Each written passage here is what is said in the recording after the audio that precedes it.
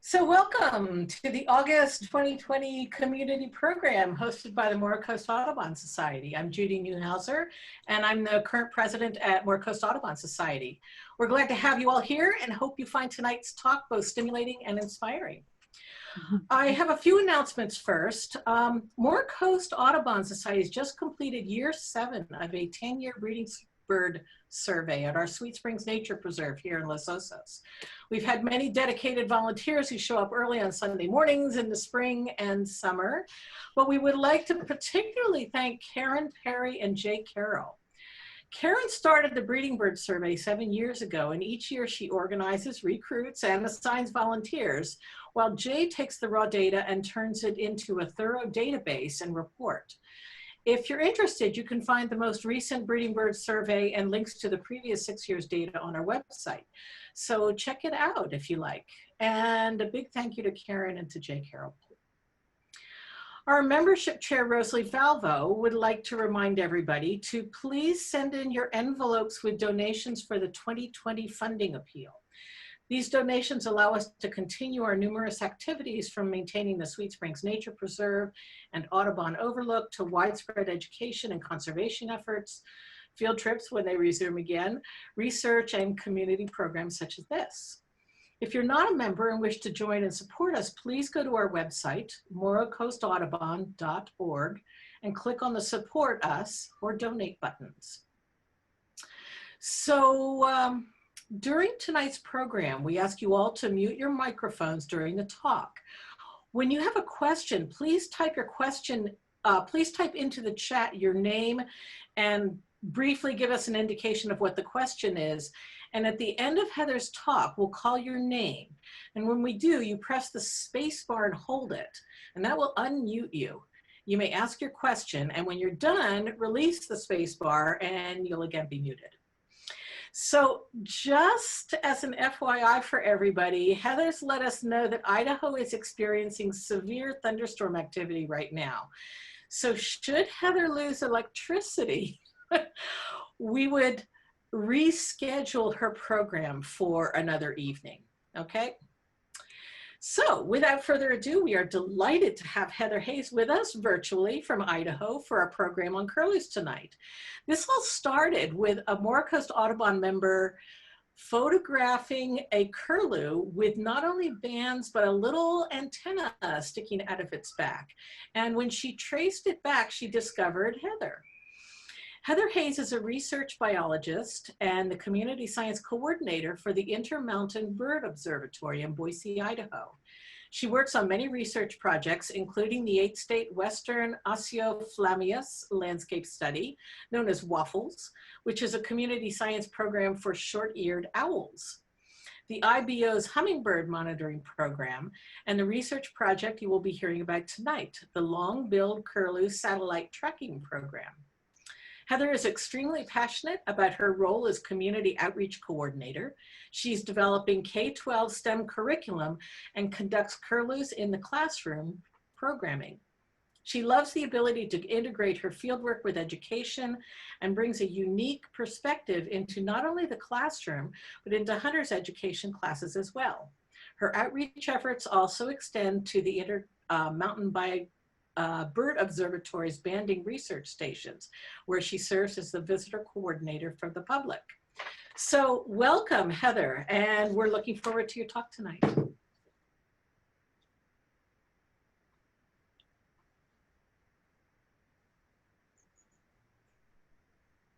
Hi, everybody. Can you hear me? Okay. Am I on, Judy?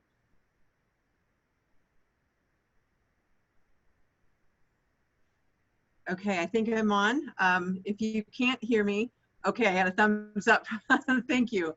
So as Judy mentioned, my name is Heather, and I am here tonight to talk to you about a bird that I am very passionate about. And I'm usually speaking to folks that have either never seen a curlew or maybe only have heard the call. So tonight is very special for me because I'm able to talk to people who share my passion for these shorebirds and get to see them way more often than most people do get to up here in Idaho.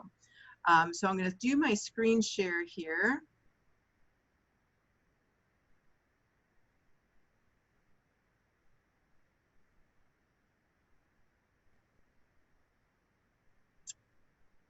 And so in Idaho, the long-billed curlew is considered a species of greatest conservation need.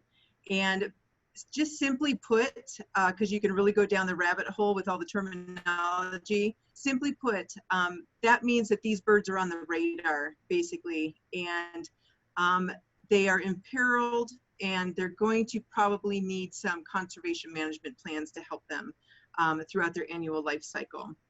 And I think before I go any further, I'd like to show you guys something first. I typically start out my program showing people what a long-billed curlew skull looks like. So I'm going to hold that up and see. Hopefully everybody can see that. And so as you guys know, it's got this really, really long bill, and it's got this tiny, tiny little golf ball size skull. And typically when I talk about the curlews here in Idaho, the big point I try to get across is these birds can't hurt you, even though it has that ominous bill. It looks like it could do some serious damage. But the fact of the matter is, they can't hurt you with this bill because they won't risk damaging it. Because if they were to, whoop, I think somebody else's screen took over. So if they were to dive bomb and try to attack something, what's going to happen is the bill is going to break like that. And so the main reason they have a bill like this is for eating raptors. And so they do have a defense strategy, but we're going to talk about that here in a minute when we get into the program. So let me turn it back over to my screen here.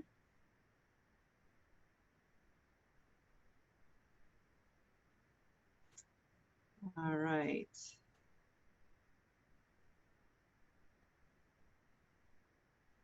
And so I'm particularly excited to be here tonight, and I have two very special birds to thank.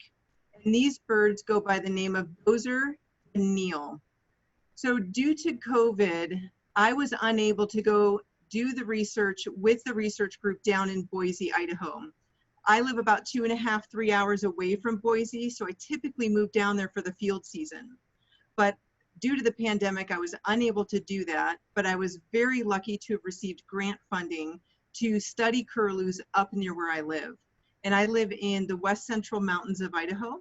And we banded Dozer in a small town called Indian Valley. And then Neil was banded about 5 minutes from my house here in New Meadows. And so these birds' breeding areas were on ranches, beautiful ranch lands surrounded by the mountains. And each one of their sites was about 40 miles apart. And the elevation difference was about 800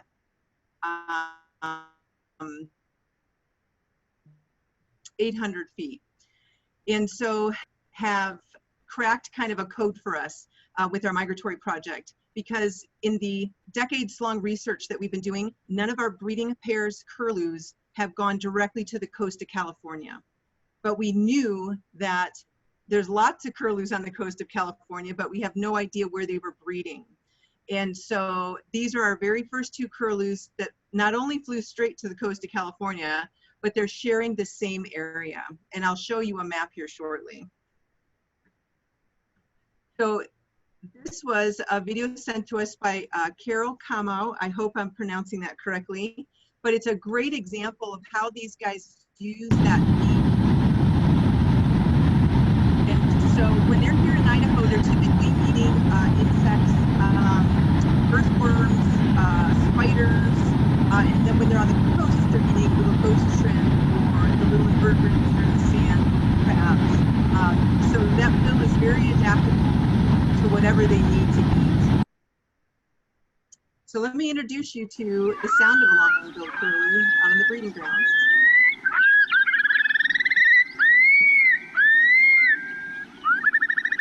So as you can imagine, it's pretty strange for us here in Idaho, and we're in an area that's considered the high desert. And so the days can get pretty hot and the nights can get pretty cold. So it's very interesting to see this obvious shorebird walking around with cattle, but they love to breed in the short grassland habitats that we have here.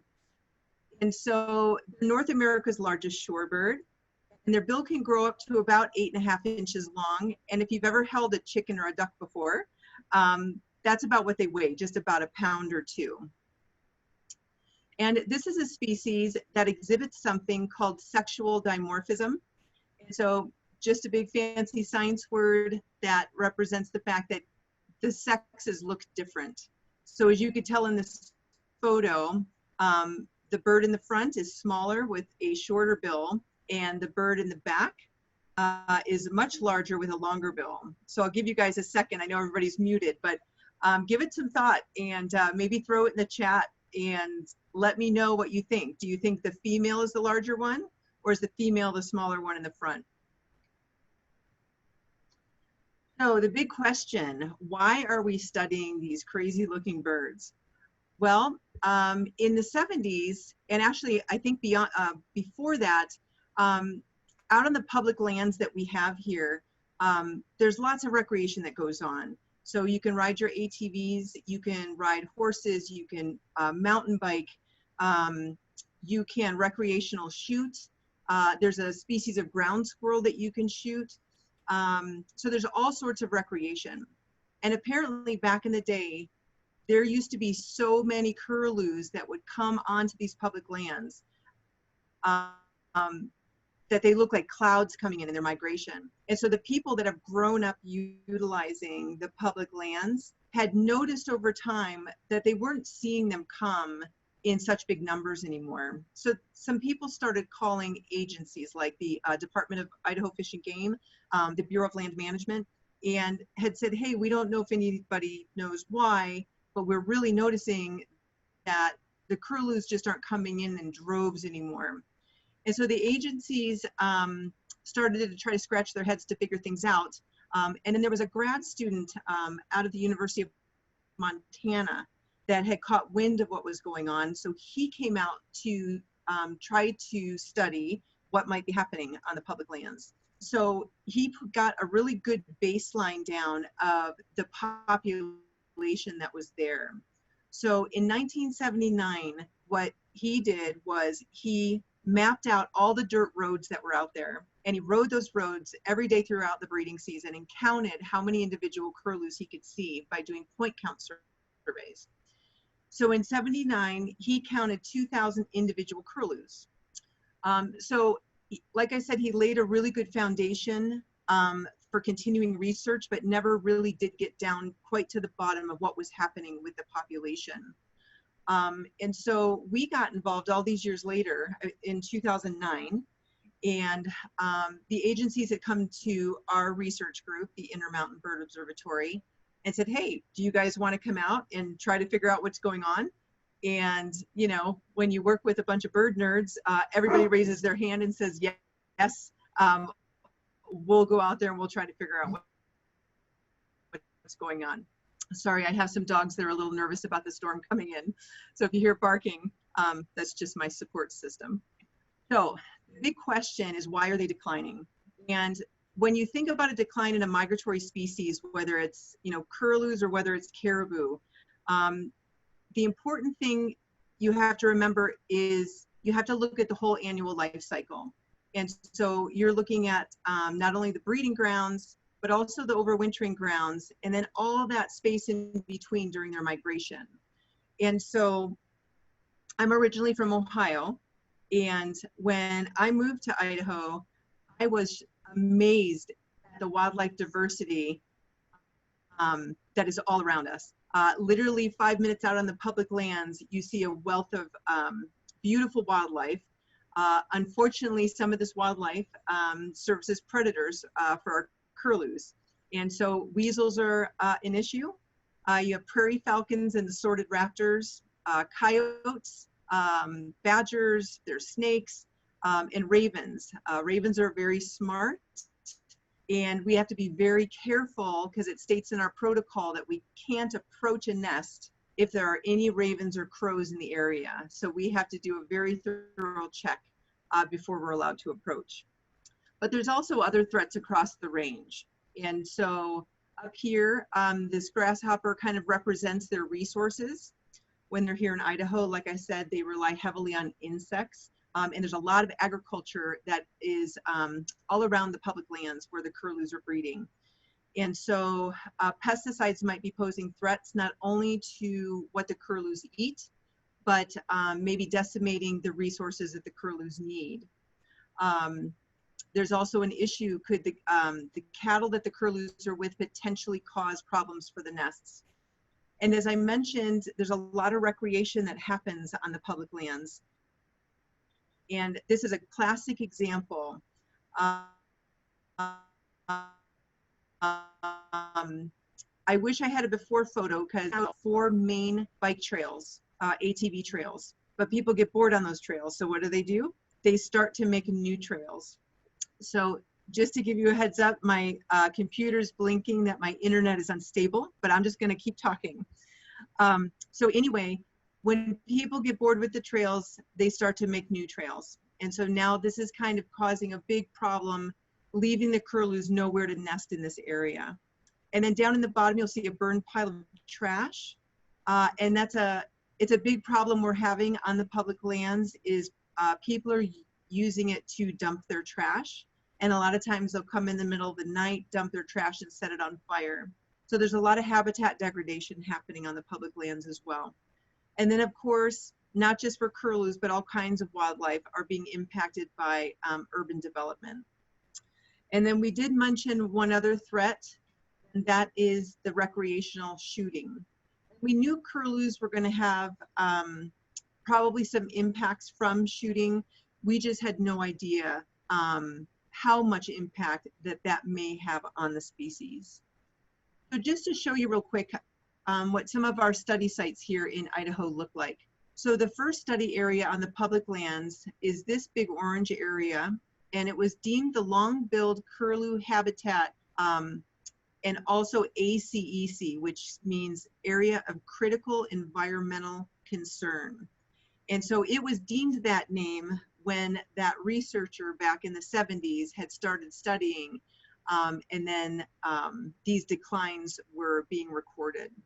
So this is an area called Middleton.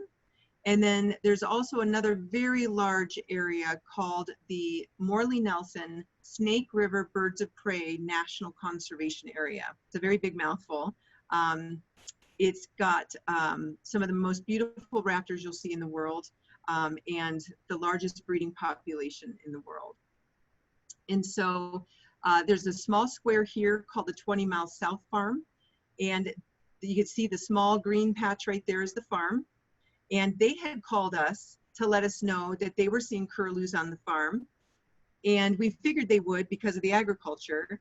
But the manager said, no, no. He goes, there's curlews nesting in the rows in the agricultural fields. And so we weren't too sure about that, but we went out and did some surveys, and sure enough, we found curlews actually nesting on the farm. So that was very exciting news for us. And then there's another area out this way called Cinder Cone Butte, and that's basically what it means. It's a huge cinder cone, and there's a big tract of land that we have found breeding curlews on there as well. So now just to talk a little bit about the nesting biology. So curlews typically lay 3 to 4 eggs, and if that nest happens to fail, they will try to nest again and have another clutch. But the later it gets in their season, which is very short here, so they typically start migrating here in mid-March, and they migrate back out towards the end of June. And so the closer they get out to migrating out, the fewer eggs they're going to lay. And so it's interesting because the female lays the eggs about a day and a half apart. And so what she does is she'll lay 1 egg, and then she leaves for about a day and a half, because the longer she were to walk around that nest, she's attracting all kinds of attention from unwanted eyes, right? So ravens could be watching her, badgers could be watching her. So she kind of tests the waters and relies very heavily on their main adaptation, which is camouflage. So as you can see, those eggs look like 4 little rocks sitting in the dirt. And they're very similar to killdeer eggs in the sense that killdeers are the smaller cousins kind of the curlew. And the curlew, or the killdeer egg, very camouflaged as well. So any of those nests are going to have to be masters at camouflage. And another interesting part is, I don't know if you guys noticed, but there's two big cow patties right beside this nest. And so give it some thought. Why do you think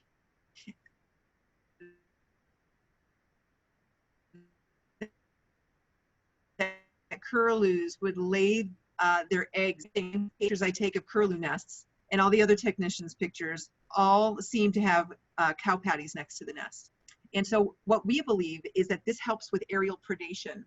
And so if there's a raven or a prairie falcon kind of zipping really low to the ground, if there's more to visually distract them, they might not see those curlew eggs. And those eggs have to be on the ground and being incubated for about 28 to 31 days. So that's a really, really long time that those parents, need to watch those eggs. And so it's really cool with this species because the parents share the incubation duty. So obviously that's not, that's not unique in nature, but what's unique for these guys is they do a switch at very specific times of day. And so in the morning, we want to watch for female curlews flying in because they're returning to the nest after being out all night, getting some food, getting some sleep, probably hanging out in the agricultural fields. So first thing in the morning, right as the sun's coming up, she comes flying in and gives a little chirp, and then he rises off the nest and he gives her a little chirp, and then he flies out and she hurries up and sits down. And if there's any predators around, they won't go to the nest because they don't want that predator knowing where those eggs are. And I think you can tell pretty easily this girl is sitting really, really tight to the nest. So that means she's super low, and she could probably even go a little lower. But notice what's behind her? That's another cow patty. She's blending in really good with that.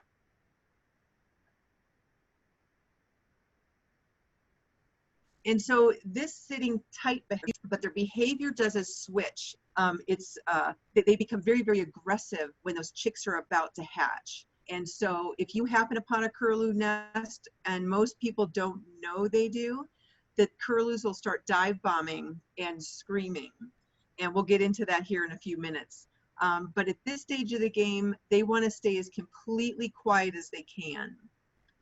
So I'd like to show you this quick little video of what it's like when we approach a curlew nest. Oftentimes how tight they sit right until we get to the nest.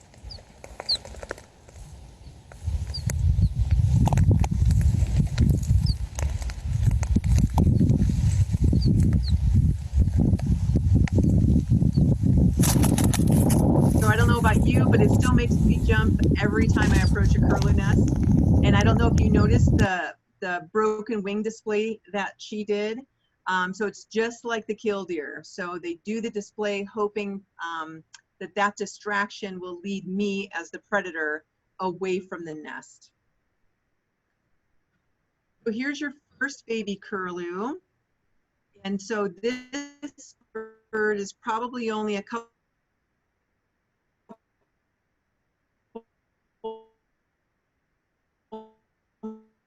minutes old, maybe 5 minutes, and laying in the nest. So this is a really important call for us here in Idaho to remember.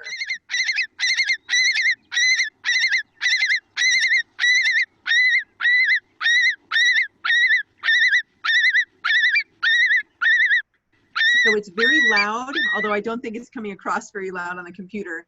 And it really gets your heart pumping because as they're screaming at you, they're dive bombing at the same time. And so remember how I told you they have, they don't have talons like a raptor and they can't hurt you with that bill. The strategy that they have is that blood-curdling scream, and it rallies all the other curlews around them. So it's not typically just the parents that are dive bombing me when I have to go up to the nest to count the eggs and then go back up in a month to check to see how many chicks hatched. I usually have 10 or maybe 15 curlews dive bombing me during this process. So what I try to tell people up here, that they, number one, don't have to be afraid, right? Because they can't hurt you, and to not run away from the nest, because you run the risk of stepping on a baby curlew. Because believe it or not, within about an hour, these guys are dried off, their eyes begin to open, and they're up running around with mom and dad learning how to eat. And so they don't wait around for mom and dad to feed them. You know, they're fully feathered and ready to go. Let's see. So this is what it's like when you're getting mobbed by the parents.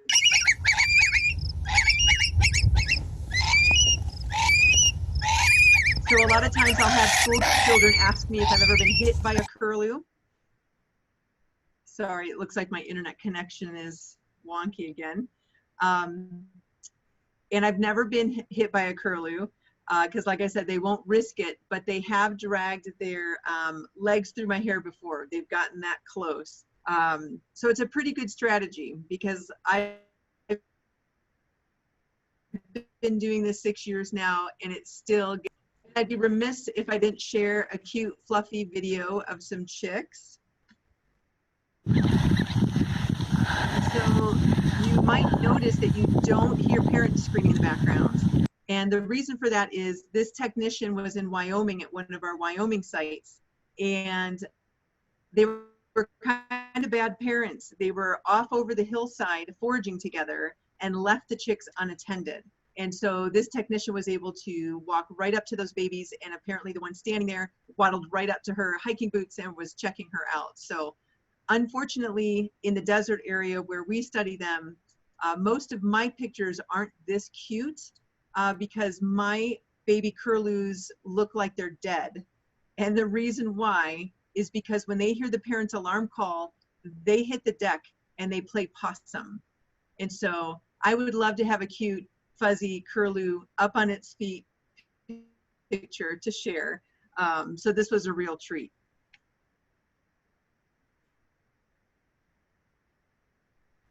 So this is the part of the program we would like to be involved in. And so we have a satellite tracking program where we had started deploying transmitters on curlews in 2013. So that was 2009, 2011. So about 4 years after we started in with the project, we had able to start raising funds to purchase some transmitters.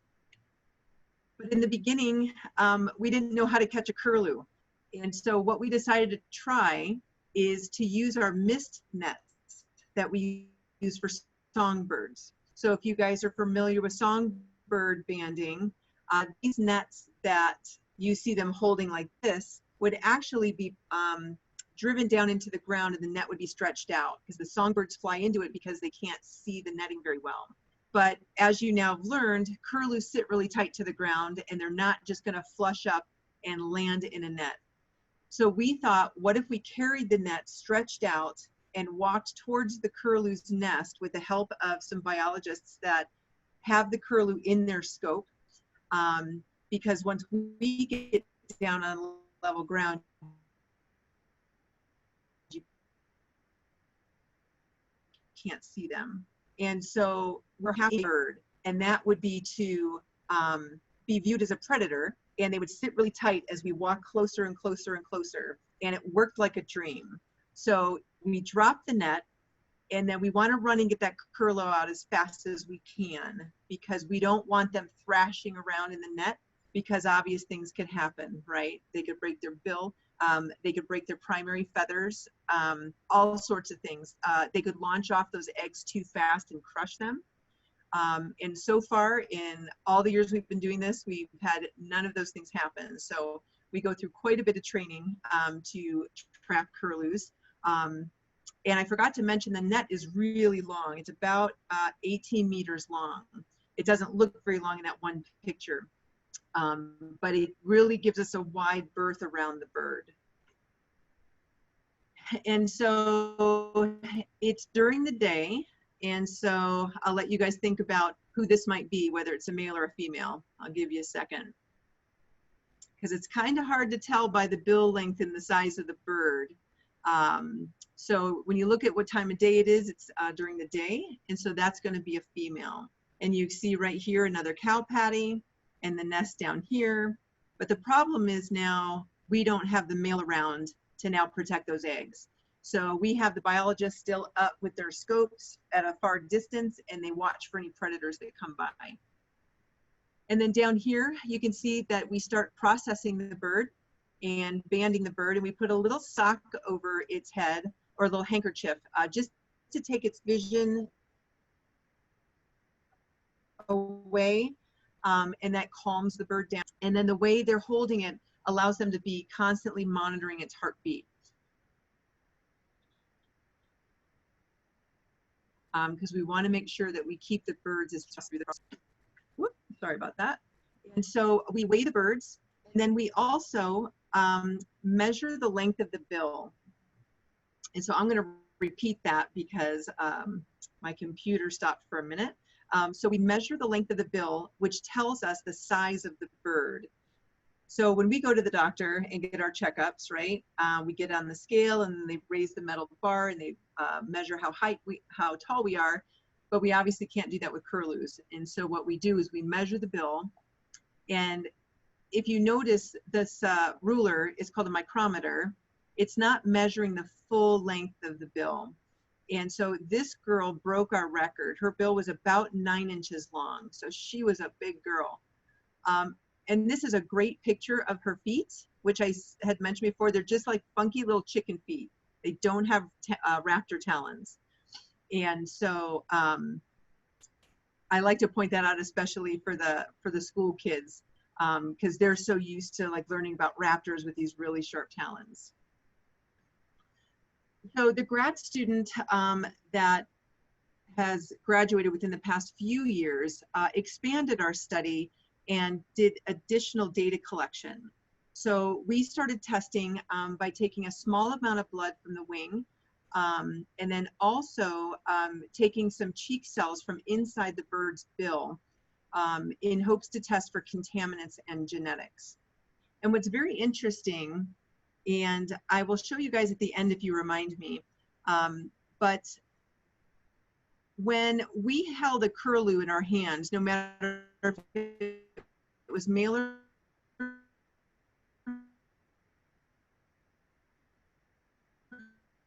female, the tip of the bill had one portion of what those ridges were for until we started doing this testing right here. So as you can tell, they're just gently opening the mouth and they're putting in a little Q-tip, a cotton swab, just right inside to get some of those cells. So what I want you to do is watch the end of this bird's bill and hopefully you can see what we discovered that day of why they have those ridges at the end of their bill.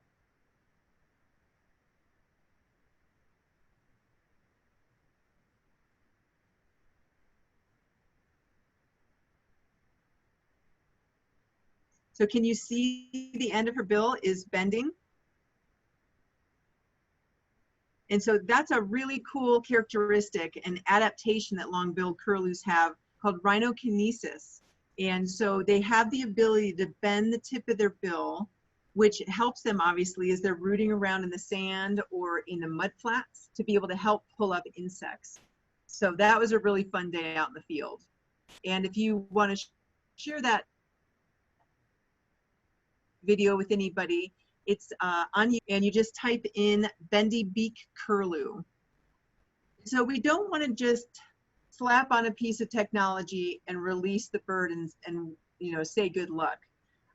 This is where we really have to slow the process down because we need to make sure that these transmitters fit comfortably for the birds. And so this, and as you can tell, it's got two little panels right here on the back, and those are solar panels. And so there's a micro battery inside that those solar panels will help charge up. And it cycles pretty much a few times a day. And then if there's any issues, we'll be able to see it on the back side of our satellite tracking maps. And we'll talk about that here in a minute. And so if the transmitter is uncomfortable, the bird, it sits right down. So this was a really unique way that we learned the birds can communicate with us. So when the bird sits down, when we first put a transmitter on the bird, we'll take the bird out, and what we did is it's just a little camping tent. And so if the bird sits down, we'll take the bird out, we'll readjust the transmitter, and then we put the bird back inside the tent. And so once the bird is comfortable, it's going to stand up and it's going to start doing this. They're going to start running around like crazy and wanting to get out of that tent and right back to those eggs. So as you can tell, that bird isn't concerned about the transmitter on its back or the bands on its legs. It's just focused on getting back to the eggs. So as soon as we get that transmitter on and know that it fits the bird comfortably, we want to release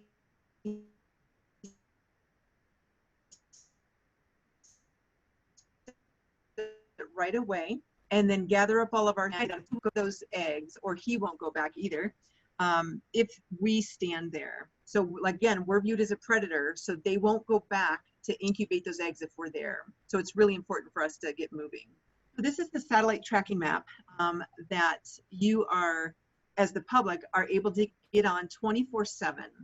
A few things I'd like to share about the map is that we piggyback our curlews onto the Division of Utah Natural Resources with Utah, their pelican map. And so you'll notice when you log on, there'll be a little picture of a pelican, but it says Curlew View. And what you might want to do as well is, for you Chrome users, if you use Chrome as your browser, I would suggest using Firefox, because for some reason the map has been a little glitchy lately, and Firefox seems to load up a little bit better. So this is what the map looks like when you first pull it up, and you can change the base layer. So what that means is if you don't like this gray and you want to see what it looks like more on an atlas or a satellite view, you can go into change base map. And so each dot represents a long-billed curlew that's got a transmitter on. And so I need to update this photo because this is from 2018 when we had a bird named Thor. But what you do is you click on a dot and the bird's name comes up, tells you the last time of the week it was seen, the date, and the time.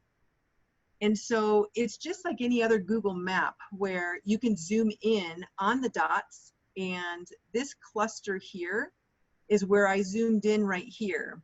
And that's when it gets really interesting, because you can start to see the movements, where the birds have gone over the last day or so. And I like to use the satellite view because then you're able to see, were they visiting some agricultural area? Were they visiting, you know, the coast, or had they flown over the ocean? So you can learn a lot just by checking out the map and checking on the birds. And so some really cool things that we have learned is that the males and the females don't migrate out together. The females actually leave a few weeks early and leave the males behind to raise the chicks. And then what we found out is in the spring, the males actually come back first to set up their territories. And a few weeks later, the females show up. And so that's just a few of the things that we've been fortunate enough to learn from these transmitters. So the map, unfortunately, won't show Dozer and Neil quite yet, because it takes a lot of time to upload the information from the transmitters to that map. So I have a different map that I can get into and was able to do some screenshots. So this is the area that Dozer's been hanging out in. And as you can see, Neil has been basically kind of right beside him through here. So it's a lot of fun to be able to keep up with them and see their whereabouts. In 2019, we added a wintering study site in the Mexicali Valley, and that'll show up with the little red dot right here. So this is our first go around doing a wintering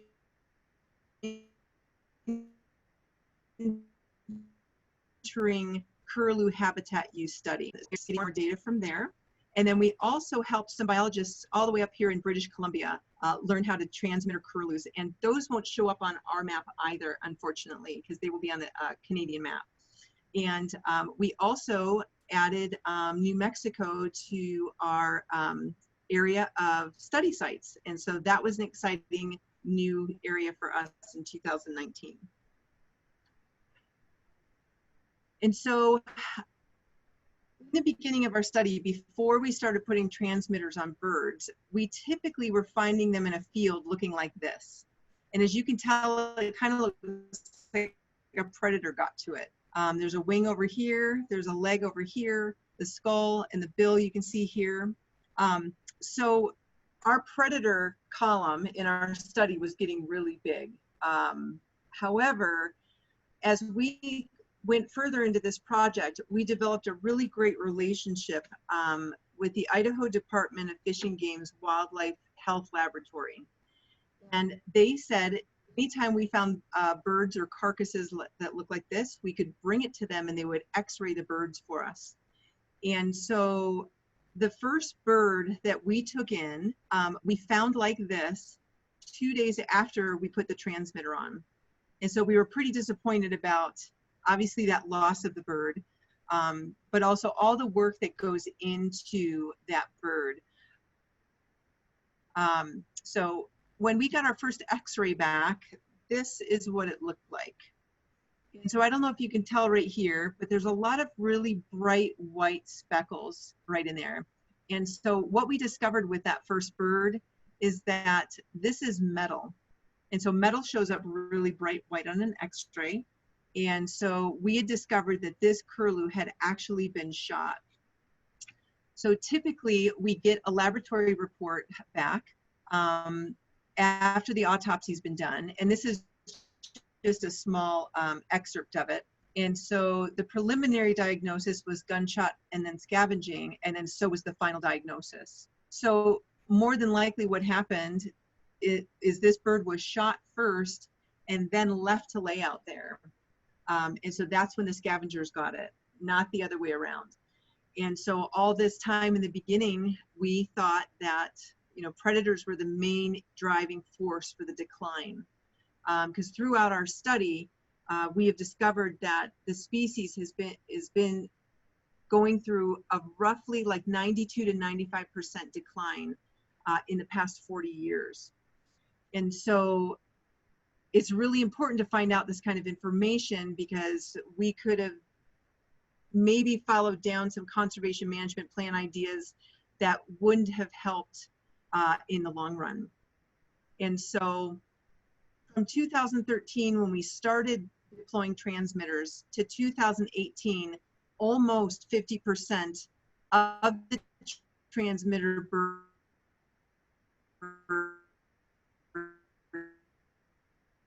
had been poached in southwest Idaho. And other species, so it's protected under the Migratory Bird Treaty Act. And so we have upped our outreach game that I will go into in just a little bit here as I finish up, to try to get the word out about this protected species.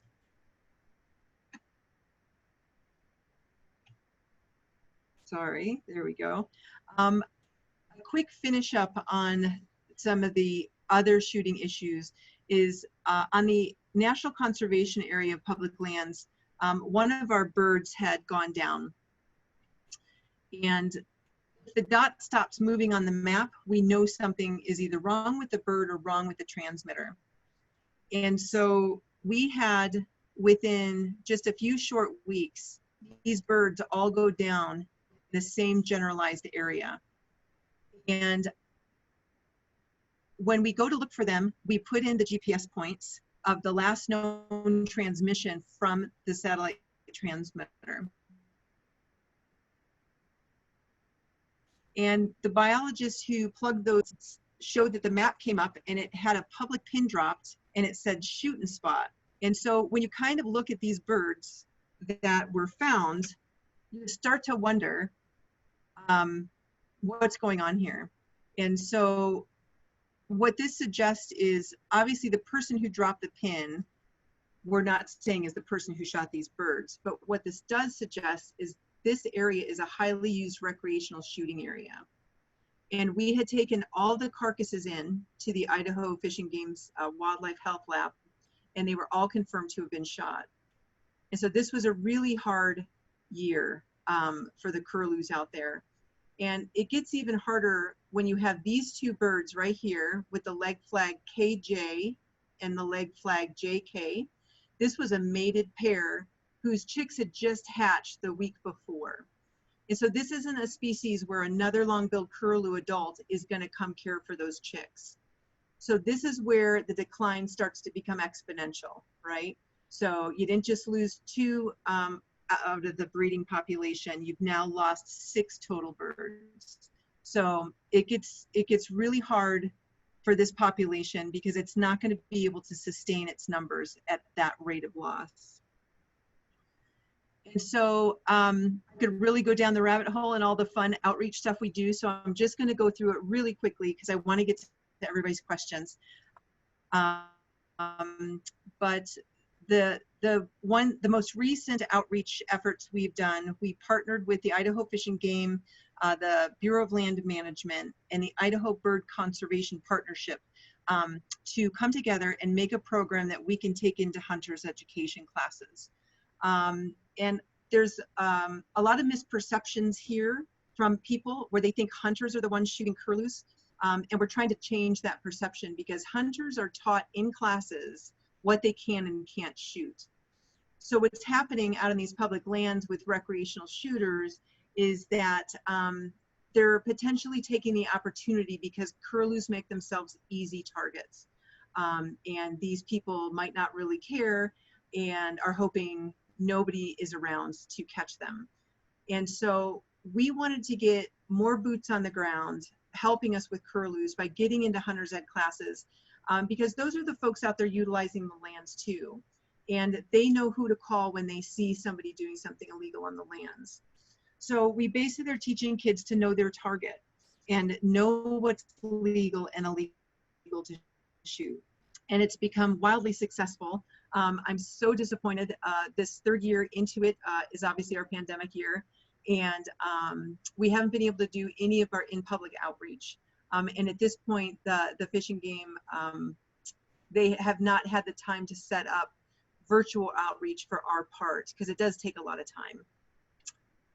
And so Curlews in the Classroom is a fun K-12 program that's designed for any age, where we go in and give a really engaging program for the kids and teach them about curlews, and we help teachers develop STEM curriculum.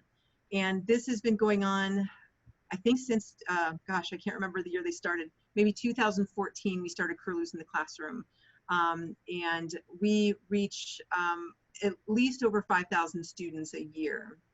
And it's a lot of fun to get them involved. Any type of extracurricular or after school activities we'll also get involved in. And then after doing curlews in the classroom for all these years, I thought it'd be fun to get the teachers outside and see firsthand what it's like to be a curlew on the public lands. And so we now have this program called Curlews Outside the Classroom, where I take teachers out for a fun field day and teach them how to use the scopes, and we talk all about the different issues that the curlews face in Southwest Idaho. We've also put together a Weekend Warrior Awareness campaign. This takes place out on the public lands, and what we try to do is have a representative that can speak to each recreational user out on the lands. And so it's been slow to get off the ground because a lot of times people are going out to the public lands to enjoy their day and they really don't want to talk to agency people or anybody else that may tell them what they should and shouldn't do, which is really not what our campaign is about. We would like to ask them what their concerns are on the public lands and, you know, what can we do as agencies and nonprofits and other NGOs to help make their recreation more fun and more safe. And then of course, community events. We do a lot of STEM events.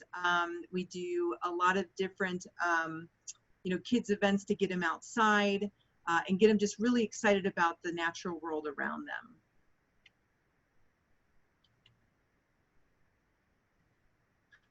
So with that, I would like to thank all of our partners, and I could probably add 2 more slides, so I tried to condense as much as I can, because as a small nonprofit, we can't do this kind of work alone. Our transmitters, each transmitter costs about $3,000, and to have it online, I believe it's an additional $1,200. So there's a lot of money needed to help us continue this crucial research. And so we get a lot of donations from big groups like the Nature Conservancy. We apply for lots of grants. We also have private donations that come in, and even people that come to our banding stations that drop $1 in our bird banding box for just all goes back into the education and outreach, mostly that our little division does, the outreach director, and I'm the outreach coordinator. So we can't do this alone. We need partners, and we have a lot of them, and we're so grateful for all of them, and so grateful to all of you for wanting to be a part of this program, because you're our first overwintering program that we've gotten a chance to do, because most of our other curlews basically overwinter in agricultural fields where there's not a lot of folks like you out there birding. So it's been a lot of fun. And with that, I will take some questions. And if anybody's interested in reaching out, feel free, you can email me at any time. And I would love it if you guys could help us by going to our social media sites. If you do social media, we have the Curlew Crew, which is curlew specific, and that's on Facebook. And we also have the Intermountain Bird Observatory Facebook page. And that is ramping up right now because our migratory bird banding station at the top of the mountain of Lucky Peak is now up and running, and they're gearing up for migration. And they caught some really cool birds today that we just posted about. And if you do Twitter or Instagram, you can obviously find us there as well. So with that, thank you all so very much. And let's take it away with some questions. Okay, this is Dave Tyra. If you can put your question into chat, and I will read them off to Heather. So one question is how is the transmitter attached? That's a great question. And I have one with me that hopefully you can see, just to kind of give you a relationship of size in my hand. And so the only thing missing on this transmitter is 2 little leather leg loops that would be right here. There's these little metal bars. And so one is already in a loop, and we basically kind of pull it up on the bird's leg. And the other one, we're able to loop around and then attach. And so they call it a leg loop harness. And an analogy I think most people could understand is like a rock climbing harness. You know, you kind of have it around your, you know, you kind of pull it up like pants, basically, those straps. So that's how we attach them. And the one thing that I didn't mention is the great thing about working with this species is that we can take these transmitters off. And so there's the, how do I want to say it? Because of the bird's behavior, when they come back in the spring, the males have high sight fidelity. So all that means is they like to come back to the same territory they had the year before. So we can track them, obviously, with the transmitter, but we have to go to the territory to physically see where they nest, if they have a nest. So if we catch them nesting, we set up a trap night, and then we go trap the bird and take the transmitter off.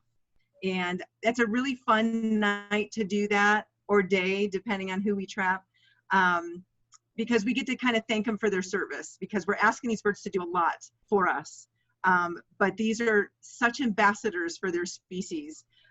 So you can go to our web page, and you can look up all the curlew profiles and see all the birds that we've retired their transmitters from. Because typically we want to get about 3 years worth of data, and then we start to try to track down the bird to take off the transmitter. So we have one bird that's had it on longer than 3 years. Unfortunately, his mate had died and he has not found a new mate yet. So he is not nested, so we can't catch him yet. We have had a few curlews where the transmitters have fallen off, but very few. I think we've deployed now over 80 plus transmitters since 2013. So great question.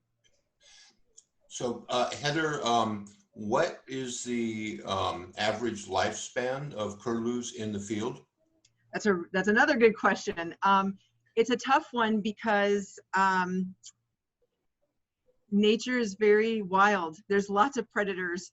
The only true way to know how long they're going or how long they're surviving is, through the banding. We don't band baby curlews, we only band adults. And so we're able to say now that one of our curlews has survived 5 years. And so it's in captivity. I think I've read an article where there was a curlew that made it to about 18 years in captivity. So there's a lot of different things, literature out there that has said a few different things. So you talked a little bit about some of the outreach that you're doing. Are you working at all with law enforcement to help? And have you had any media coverage? Yes and yes. It's really disappointing with how large the public lands are. We're talking millions of acres. And when I first started doing this work, it was kind of mind-blowing as I'm picking up dead curlews.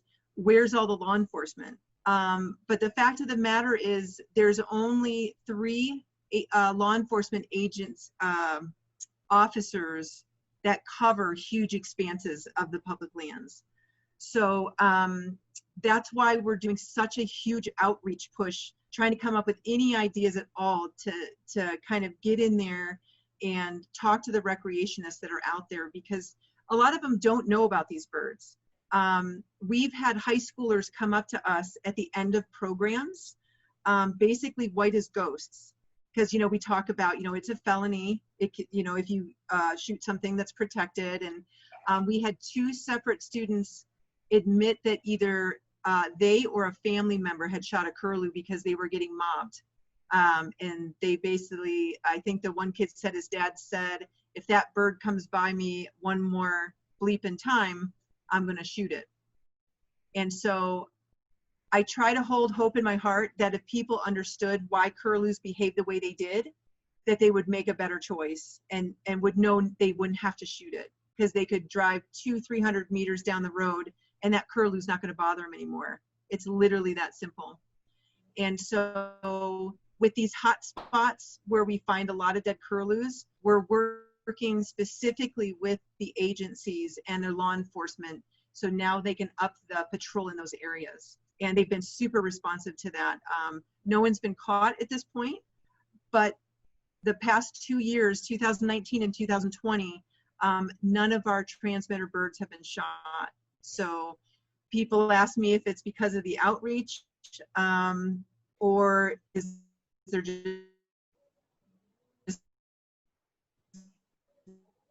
not as many shooters and I do it. So that's where the big push is for us right now. Okay. In the pinned shooting area that you talked about, were there other bird species carcasses also found, like raptors? Yes, we pretty much in our protocol are asked to pick up whatever else we find. And I've found Swainson's hawks before. There's ravens. The corvids, there's a what am I trying to say? There's a season on crows, but you have to know when you're allowed to shoot those. But we have picked up crows and ravens before. And then there was a big story that hit last year, a burrowing owl family. I think that both parents were killed and they had 8 babies or so. So there's a lot of other shooting that's going on as well. It's not curlew centric. And the question specifically, do eagles eat the eggs and the chicks? I'm sorry, did you say do eagles? Eagles, yes. I don't have a clear-cut yes on that one. I haven't seen it happen, but what's interesting is when I was checking on Dozer's Nest in Indian Valley, there were a lot of eagles that hung around this pond. And there was one nest I was watching that ended up failing near the fence line where the eagles were. And, you know, eagles are opportunists. So I wouldn't put it past them, let's put it that way, to maybe check that out. Okay, so people want to know who they can donate to. Oh, that is fantastic. You can donate to the Intermountain Bird Observatory. We have a donation section of our website, and I think it allows you to choose what program you'd like to give to. So, you know, we have a hummingbird monitoring network program. We have the short-eared owls and all sorts of different things. So you just choose, if for the curlews, you just choose the curlew button. And then I wanted to show you guys, if anybody's interested, because this is the fun way to donate. We work with a company online called Bonfire, and they make t-shirts, and we make these really cool curlew shirts. And it's hard to see on this color, but it says the scientific name underneath. And this particular shirt I have is our Hunter's Education edition. So it says, know your target, don't shoot Idaho's protected species. But we also have just a curlew shirt that says, has the curlew on the front, and on the back it says Boise State University, because we were linked with Boise State in the sense that we have an office on campus, and we also work with the campus and provide like research opportunities for grad students and volunteer opportunities. But a lot of people kind of misperceive our relationship because a lot of people think we're funded by the university, and we're not. We're just under the umbrella of the nonprofit with them. So that's why all these extraneous donations are so very important for us to keep doing what we're doing and all the outreach. But again, if you're interested in the shirts, they come in a bunch of different colors. And the image on the front was from our wonderful artist, Stephanie Coates. And she was who originally, she graduated with her master's doing the curlew work.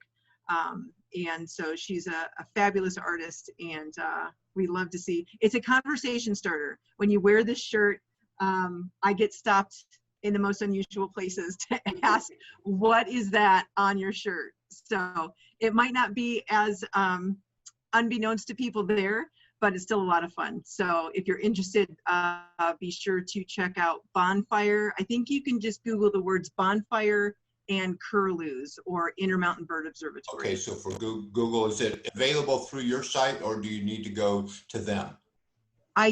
That's a really good question, because I think we were trying to get it on the site, and I don't know if it went on the site. Okay. But I'm pretty sure you can do IBO curlew or Intermountain Bird Curlew Bonfire. Okay. And if it doesn't work, just email me. I can help you out. Could you send me the links? Oh, yeah, that's perfect. We'll put it up on our website. Nice. That'll work. Okay. Thank you. Do fires kill chicks and eggs? Oh, like wildfires? Yes. For sure, that could definitely happen. It's out on the public lands. There's a lot of monocultures of like cheatgrass and medusa head, and just a lot of invasive species that are just primed for fuel. I don't believe in my time working with the curlews there have been any grass fires that have affected any of our study sites. But that's it. You bring up an interesting point.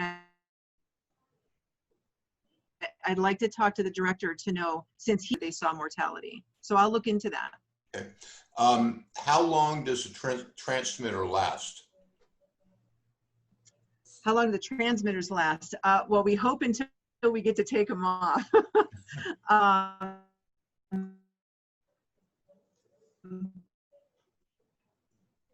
So we have had a few that we actually thought had perished because his transmitter quit transmitting. And so when I went out into the field the following year, this particular bird was breeding on the farm, that 20-mile south farm. And I saw a bird with a leg band on and a transmitter. But when I read the leg band, I'm like, wait a minute, that bird's supposed to be dead. And so here it was, that bird with the dud transmitter on it. So we were super fortunate to be able to track him over the course of the spring and find his nest. So we took his transmitter off. And so we lucked out with that one. So the transmitters can be refurbished, which is great. So they get sent to the East Coast. And a funny little story there is we've had school kids that get online and track the curlews. And I'll get an email saying there's a curlew in New York. And I'll look at the map and I was like, well, look at that. They're right. Because the magnet on the transmitter that keeps it from transmitting has fallen off in the mail. And so it looks like the bird has migrated to New York. So I like that because it shows the kids are super interested and they're following these birds. And the one, I think one last question, unless somebody comes up with something else, is just, do you have any idea of what the nesting success rate is? Oh, yeah. You know, can I email that to you? Because I have a chart. Oh, that'd be awesome. Yeah. I know with my first year, we found 26 nests, which was a lot. And by the end of the season, only 5 were successful. And so there was, you know, and that's a whole host of things, whether it was shooting or predation. And we deem nest success as if at least one chick hatched. And so that was our definition of success. So our study is not only about migratory connectivity, but it is also about nesting success. Okay, I think that's it. I'm going to ask Judy to come on to wrap up here. Sure. Heather, that was outstanding. A very good. nice Thank mixture you. of science and stories. I love the calls. Thank you so much. What a great presentation, and we really appreciate you taking your time. Well, thank you for having me, and thank you for keeping your eyes out for our boys. Please keep sending pictures, because if you go to our Curlew page, you'll see the updates that I did.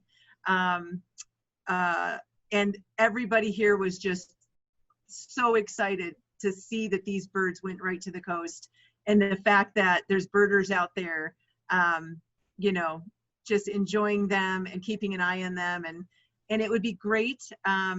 And I can touch base with you later. There may be some opportunities if anybody in the group is interested in monitoring a different set of maps that are, it's actually watching the numbers on the transmitters to make sure the birds are okay.